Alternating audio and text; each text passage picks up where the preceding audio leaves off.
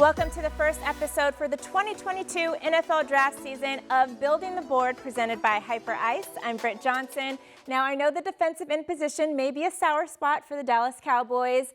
In case you missed it, Randy Gregory did not end up signing with the Cowboys. He went to the Denver Broncos, but we did manage to secure Dorrance Armstrong, and we got Dante Fowler Jr. in free agency. So I need to bring my guy, Dave Hellman, in here to talk about some draft hopefuls. Now, one guy in particular I want to talk about, he was actually on the men's national polo team for Greece, and I heard he's a pretty good football player as well. Now, George Kloftus is his name, if you guys did not know. Tell me about this guy. How amazing is this guy? I'm just hoping, maybe we can get some, Greek freak magic, you know? Please, it worked Giannis? for Giannis in the Right. NBA. George Kloftus from Purdue. He is originally from Greece, but he's been tearing up the Big Ten for the last couple of years. And Britt, you outlined it perfectly. This looked, for the briefest of moments, looked like a solidified position. They restructured DeMarcus Lawrence's contract to bring him back for a couple years, and it looked like Randy was going to be part of that. And it's great. It's great that they rebounded and got Dorrance Armstrong and Dante Fowler. It feels like a quick fix to me. Fowler in particular is on a one-year deal. It reminds me of the deal they did for Terrell Basham last year, which again, a contributor. Don't know if you got that guy with the juice that you were looking for, you know, and that's what Kloftus can bring. Surprisingly athletic, had a phenomenal pro day out in the cold and the snow at Purdue. When you look at where the Cowboys are, that's the thing for me. Pass rusher is such a premium position. Aiden Hutchinson, Trevon Walker, Kayvon Thibodeau, these guys are going to be top. Yeah, top 10 guys. It's not going to happen for the Cowboys, unfortunately. But a George Kloftus?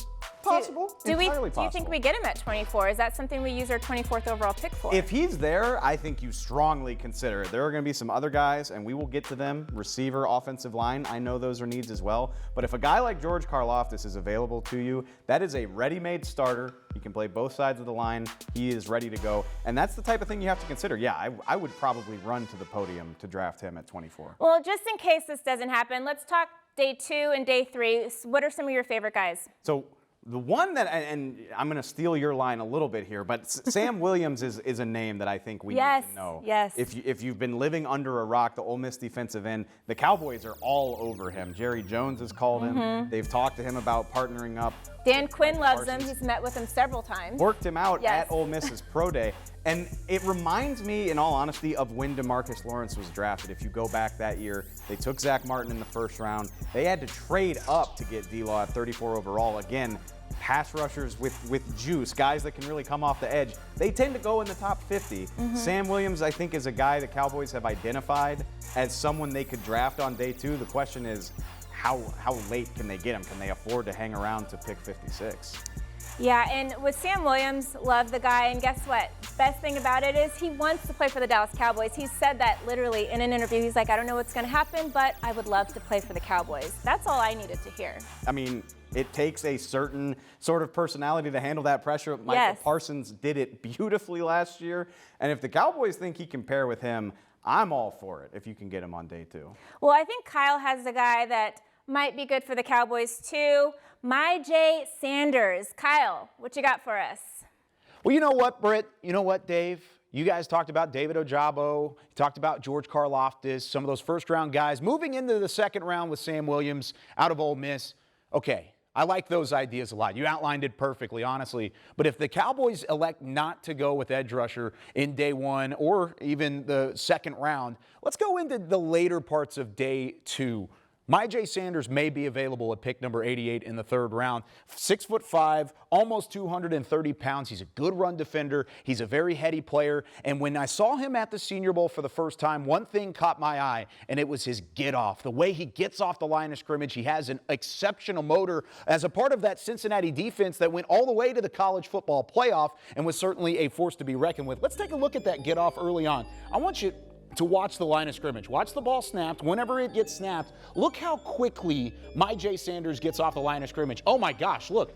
He's head and shoulders above everybody on his entire defensive line. I mean, there's a 4-man front right there, and he has a head start. It's almost like he's cheating in the fact that he got to the ball that quickly. Then, because of that, he's got absolute leverage, but he's also got awareness. Look at his eyes. Always kept it in the backfield all the way through, and because he was off to such a great start, Quarterback's just now getting the football. Tune's going into his 3-step drop, and before he even has a chance to look over the middle, Myjai Sanders is there. He's there for the sack, and he wraps him up immediately for a huge loss on the play. And this wasn't the first time or the only time that this happened all 2021 season long. He was one of the leaders in the American Athletic Conference in tackles for loss, and he was able to do it like this with Georgia. This is in the Peach Bowl 2020, so this isn't even this most recent college football season. This is even a year ago. So take a look at him off the edge here. This is going up against the tight end against this Georgia Bulldogs offense, and he's not necessarily known as a speed guy. 4.67 40, which is a good time for somebody his size, but he's more known for the bull rush ability, getting up in the face of an offensive lineman, or in this case, a tight end. And then again, look at the awareness. He knows that Daniels is about to step up to try and escape through that hole.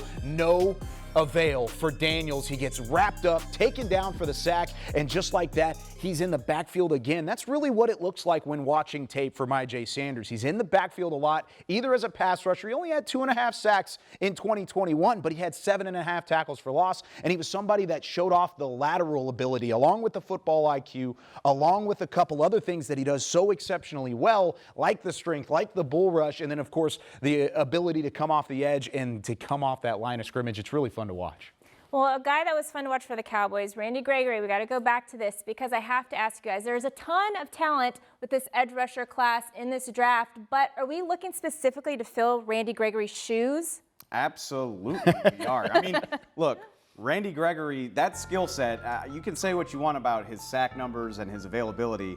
The ability to get off the edge like that is rare. That's why the Cowboys put up with as much as they did and stuck with him for as long as they did. It's hard to find guys that can get around the corner like Randy Gregory did.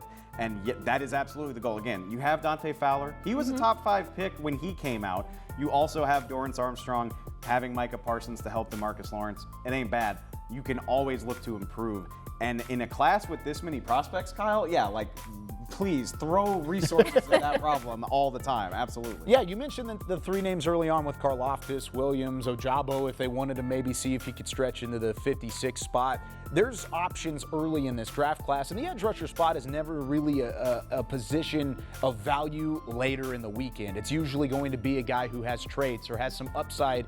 No such thing as a sure thing pretty much from the second round on. It's very tough to find really good edge rushers, but I think in this class you can look up and down, and you could argue that this position group is as full top to bottom as any other position group in the entire class. I'm glad you said that because, like, this is just my personal bias, but outside of the top 60 or so, I start to lose interest because, again, guys that can bend the corner like that go highly. Yep. But the word on this edge rush class is that those guys exist throughout the draft. Of course, it doesn't mean they're all going to hit, but I do think rounds 1 all the way to 6 and 7, I think there are guys that they could take a chance on and try. Well, I need you guys to look in your magic 8 ball right now. What pick are the Cowboys going to select a defensive end?